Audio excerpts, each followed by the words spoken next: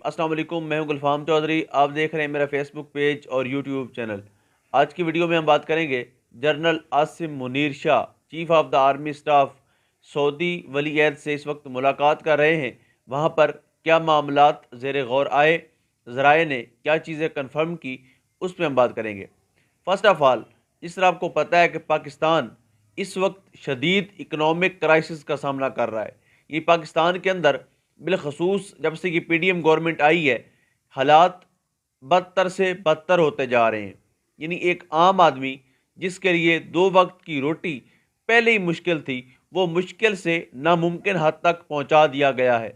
यानी अब गरीब आदमी में इतनी सकत नहीं रही, बल्कि जिनके जो तंदूर मालकान हैं, जो होटल मालकान हैं, वो भी अपना ये कारोबार बंद करके घर जाने को तरजीह दे रहे हैं। डेफिनेटली अगर चीज़ें उनको अवेलेबल नहीं होगी तो उनके लिए बड़ी प्रॉब्लम बनेगी।